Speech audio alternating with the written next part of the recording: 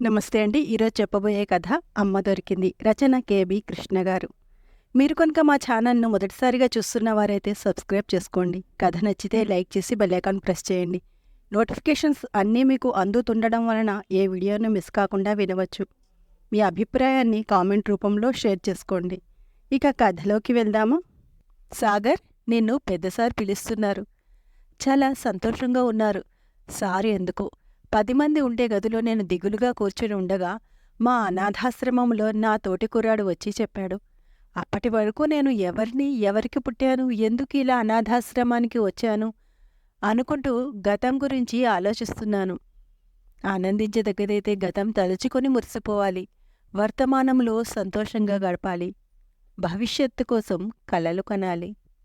ఆ కలలను లక్ష్యాలుగా చేసుకోవాలి. నిజమవుతాయి.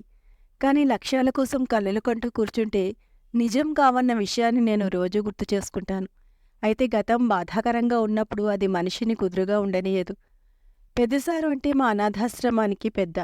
ఆయనకు సుమారు 80 ఏళ్లుంటాయి. 30 ఏళ్లుగా ఈ అనాథ పిల్లల ఆశ్రమాన్ని మున్సిపల్ నగరంలో ఉన్న ఉదారులైన ధనికుల సహకారంతో విజయవంతంగా నడుపుతున్నారు. సుమారు 150 మంది ఆడపిల్లలు, మగపిల్లలు ఇక్కడ జీవితం గడుపుతున్నారు. దిక్కులేని బాబో పాపో పసిగుడ్డుగాని కనిపిస్తే వెంటనే ఆశ్రమానికి తీసుకువచ్చేస్తారాయన. ఈ మధ్యనే ఆయన జన్మదినం ఘనంగా జరిపాం. ఎందుకు పిలిచారో అనుకుంటూ ఆశ్రమంలోని పిల్లలందరూ కలిసి సారు గదిలోకి ప్రవేశించాను.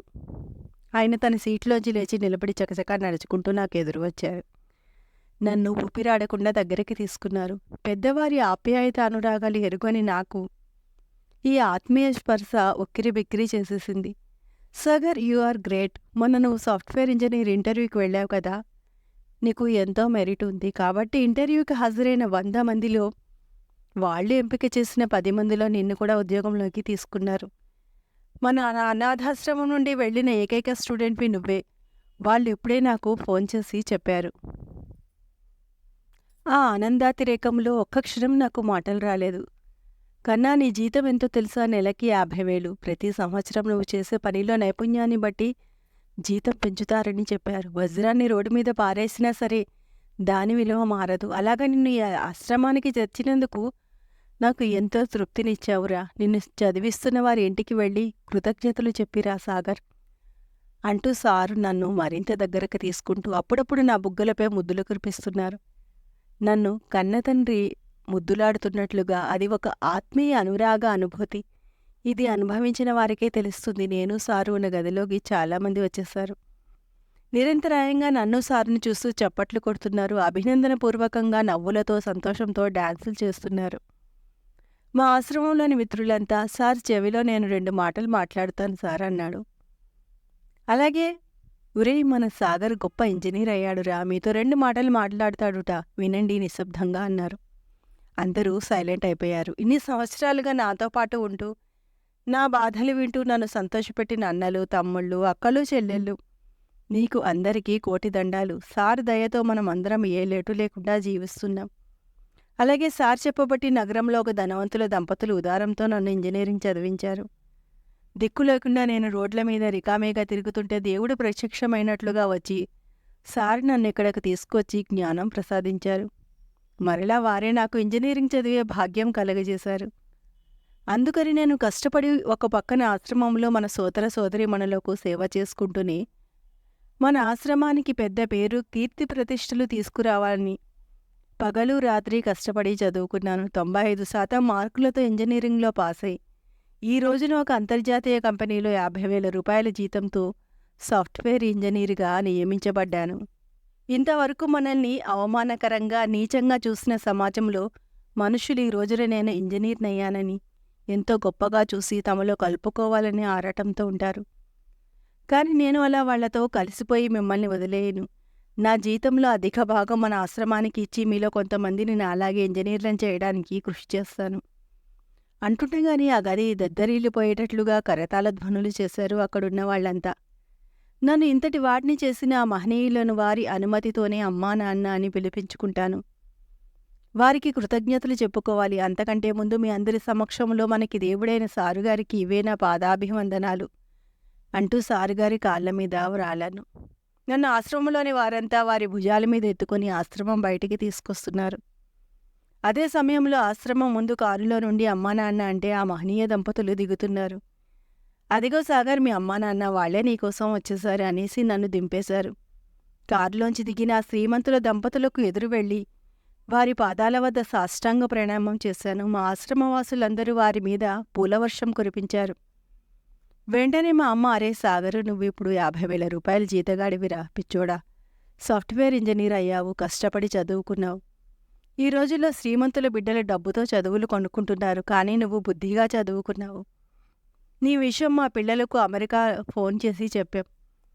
త్వరలో నిన్ను అమెరికా తీసుకువెళ్ళిపోతాం అన్నారు. వెంటనే మంచి అమ్మాయిని చూసి పెళ్లి చేసుకుని అమెరికా వెళ్ళిపోవాలి నువ్వు అంటోంది అమ్మ. చేతికి అమ్మ పూల బొకే ఇచ్చి మెడలో గులాబీల దండ వేసింది. ఇంతలో సారు బయటకు వచ్చి, అమ్మ, అయ్యా నమస్కారం అన్నారు. నేను వెంటనే అమ్మ నాన్నల కన్నా ఎక్కువైన మీకు కోటి నమస్కారాలు. మీ పిల్లలకు నాపై గల ప్రేమాభిమానాలకు నేను మీ రుణం తీర్చుకోలేను. నాకు ఎంత ఆదాయం వచ్చినా సరే నేను మన దేశంలోనే, మన రాష్ట్రంలోనే ఉంటాను. నాకు చేతనైనంత సహాయం చేసి మా ఆశ్రమాన్ని పోషిస్తాను. ఒక అనాథ అమ్మాయినే పెళ్లి చేసుకుని ఆమెను ఆదుకుంటాను. దయచేసి నన్ను మన్నించండి అంటూ ఆ దంపతుల చేతులను పట్టుకున్నాను. వెంటనే మా నాన్నగారు, నేను చెప్పానా సాగర్, అమెరికా వెళ్ళడానికి ఒప్పుకోడు. ఎంత కష్టం ఇస్తానన్నా వేరే అమ్మాయిని పెళ్లి చేసుకోడు అని నేను అంటే నువ్వు నమ్మలేదు. సాగర్ సామాన్యుడు కాడు. సామాన్యులలో అసామాన్యమైన ఆశయాలు గల ఆదర్శ యువకుడు. కమాన్ మై డియర్ బాయ్ అంటూ చేతులు చాచి నన్ను అక్కున చేర్చుకున్నారు ఆయన. 1 నెల రోజుల్లో నాకు అపాయింట్మెంట్ ఆర్డర్లు బెంగళూరు నుండి వచ్చేశాయి. ఆ రోజున ఆశ్రమంలో మిత్రులతో పాటు గదిలో ఉండగా సారు వచ్చి, సాగరు, ఒక శుభవార్త. మీ కంపెనీ వారు మన ఊరిలో బ్రాంచ్ స్థాపించబోతున్నారు. ఆ ఏర్పాట్ల కోసం బెంగళూరు నుండి వచ్చేవారికి సహకారంగా నేను ఇక్కడే ఉండి ఆ బ్రాంచ్ పనులు చూసుకోమని ఉత్తర్వులు ఇచ్చారు. ఈ నెల మొదటి తేదీ నుండి నీకు జీతం చెల్లిస్తామని కూడా రాశారు అంటూ ఒక కవర్ ఇచ్చి నన్ను అభినందించారు. నగరంలో మా కంపెనీ ఒక బ్రాంచి స్థాపించడానికి జిల్లా కలెక్టర్ తదితర ప్రభుత్వ యంత్రాంగంతో బెంగళూరు నుండి వచ్చిన మా కంపెనీ నిపుణులతో తిరగడం, వారికి వసతి ఏర్పాట్లు చేయడం వగైరాలతోనే 1 నెల రోజులు గడిచిపోయాయి. బెంగళూరు నుండి నాకు మిగతా సిబ్బందితో పాటుగా జీతం వచ్చేసింది. ఆ రోజు నా జీవితంలో ఒక మరపురాని రోజు. నేను బ్యాంకు నుండి నా అకౌంట్లో జమ అయిన 50,000 రూపాయల నుండి 30,000 రూపాయలు తీసుకొని ఆశ్రమంలోని సార్ రూమ్కి వచ్చాను. సార్ నన్ను చూసి లేవబోయారు. నేను వెంటనే ఆయన్ను వారించి, సార్ మీరు లేవకండి అంటూ, నేను మీ పాదాల వద్ద సేవకుడిని, మీరు నన్ను బిడ్డలా చూసుకోండి. నా వివాహం అయ్యే వరకు నేను ఆశ్రమానికి ప్రతి నెల 30,000 ఇస్తాను. ఇదిగో అంటూ ఆ డబ్బు సార్ చేతిలో పెట్టాను. వెంటనే సారు బెల్లుకొట్టి అందర్నీ పిలిచారు. అందరికీ ఈ సంగతి చెప్పారు. వెంటనే అందరూ నన్ను చుట్టుముట్టి అభినందించారు. ఈ ఆనంద క్షణాలు సువర్ణ అక్షరాలతో నా జీవితంలో రాసుకోవాలి. నా మనసు, శరీరము సంతోష తరంగాలలో తేలిపోతున్నట్లుగా ఉంది నా పరిస్థితి. ఇంతలో సారు, సైలెన్స్ మనందరికీ మరొక శుభవార్త ఉంది, వినండి. మన సాగర్కి వివాహం నిశ్చయం చేశాను. సోషల్ వెల్ఫేర్ డిపార్ట్మెంట్ వారు నిర్వహిస్తున్న బాలికల హాస్టల్లో డిగ్రీ చదివిన ఒక అమ్మాయిని సాగర్కి నిశ్చయం చేశాను. అమ్మాయి పేరు గౌతమి అని సారు చెప్పగానే కేకులతో గోల చేశారు నా ఆశ్రమ మిత్రులంతా. సారు అప్పుడే నాకు పెళ్ళేందుకు, కొన్నాళ్ళు మన వాళ్లకు సేవ చేసుకునేవాడిని కదా అని నేను అంటుంటే, బాబు ఆశ్రమంలోని ఎన్నాళ్ళు భోజనం చేస్తావు, దాంపత్య జీవితం అనుభవిస్తూ హాయిగా భార్య చేసే చక్కని వంటలతో మంచి భోజనం చేయి నాన్న అన్నారు. కొన్నాళ్లకు నాకు గౌతమికి మా ఆశ్రమంలో నిరాడంబరంగా వివాహం జరిపించారు సారు. మా మిత్రులందరికీ వివాహ విందు చేశాను. అతి కష్టం మీద ఆశ్రమం విడిచిపెట్టి మా ఇద్దరికీ ఆశ్రయం కల్పించిన 2 ఆశ్రమాలకు దగ్గరలోనే 2 బెడ్రూమ్ అపార్ట్మెంట్ తీసుకుని కాపురం పెట్టేశాం. కష్టాలతో బాధలతో గడిచే రోజులు చాలా భారంగా గడుస్తాయి. సుఖంగా ఏ లోటు లేకుండా జీవిస్తుంటే రోజులు చాలా వేగంగా గడిచిపోతాయి. అయితే నేను గతాన్ని మర్చిపోలేదు. అలాగే నా శ్రీమతి గౌతమి కూడా. ప్రతి సంవత్సరము నాకు ఉద్యోగం వచ్చిన రోజున మా అనాథాశ్రమంలో మా ఖర్చుతో అందరికీ భోజన విందు ఏర్పాటు చేయడం, ఆశ్రమంలో ఉన్న వారందరికీ ఉపయోగపడే కానుక ఇవ్వడం మాకు అలవాటుగా మారింది. మా పెళ్లి రోజున గౌతమి పెరిగిన ఆశ్రమానికి వెళ్ళాం. వారందరికీ మేము ఇద్దరము విందు ఏర్పాటు చేయడం, అక్కడి వారికి కూడా ఒక వస్తువు బహుమానంగా ఇచ్చాం. ఆ విధంగా నా గౌతమి ఈ సాగరంలో లీనమైపోయింది. ఇద్దరిలో ఒకరి ఆశయాలు, ఆలోచనలు మరొకరికి నచ్చకపోతే ఆ సంసారంలో సుఖముండదు. అనాథగా పెరిగిన ఇద్దరికీ అకస్మాత్తుగా దేవుని వరం వల్ల సిరి సంపదలు లభించినా మైమరిచిపోలేదు. వాస్తవికమైన ఆలోచనలతో వర్తమానంలోనే జీవిస్తున్నాం. మరుసటి సంవత్సరంలో మా సుఖ సంతోషాలకు సాక్షిగా పండంటి బాబు వచ్చి చేరాడు మాతో. చల్లని నీడ అనే ఒక వృద్ధాశ్రమం ఉంది. 5 ఎకరాల్లో విస్తరించి ఉంది. అన్ని పండ్ల మొక్కల తోట, భవనాలతో విశాలంగా నిర్మించబడి ఉంటుంది. మేము మా ఆశ్రమం నుండి ప్రతి నెల వారికి సేవ చేయడానికి వెళ్లేవాళ్లం. ఆశ్రమం పరిసరాలు శుభ్రం చేసి వారితో ఆత్మీయంగా పిచ్చాపాటి మాట్లాడేవాళ్ళం. అక్కడ వృద్ధులు మమ్మల్ని ఎంతో ఆదరించేవారు. మరి మేము వారు కూడా ఆదరణ ఆప్యాయత కరువైన శాపగ్రస్తులమే కదా. ఆ రోజు మా బాబు పుట్టినరోజు కావడంతో ఆశ్రమంలో గడపాలనిపించింది నాకు. నేను కొనుక్కున్న సెకండ్ హ్యాండ్ చిన్న కారులో మేము ముగ్గురం ఆశ్రమానికి వెళ్లేసరికి వృద్ధులందరూ లోపల ఉన్నారు. ఒక మామిడి చెట్టు కింది ఒక ఆమె దిగువలుగా కూర్చొని ఉంది. ఆమె దగ్గర 2 ఆశ్రమ ఆయాలు ఉన్నారు. ఆమెతో మాట్లాడుతూ మేము ఆ చెట్టు దగ్గరికి వెళ్ళాం. మా బాబుని ఆమె ఒళ్ళో కూర్చోబెట్టాం. ఆయాలు మాకు చెప్పారు ఆమె కొత్తగా వచ్చిందని, ఎందుకో చాలా దిగులుగా ఉంటోందని, అందుకే ఆమెకి ఓదార్పు మాటలు చెబుతున్నామని. ఆమె కళ్ళల్లో తడిని గమనించాను నేను. అమ్మ, ఎందుకు బాధపడుతున్నారు? మీ బాధ మాతో పంచుకోండి అన్నానో లేదో నోటికి చెంగు అడ్డం పెట్టుకుని ఏడవసాగింది. ఆమె కళ్ళల్లోంచి కన్నీరు ధార కట్టింది. గౌతమి ఆప్యాయంగా తన చెంగుతో ఆమె కళ్ళు తుడిచింది.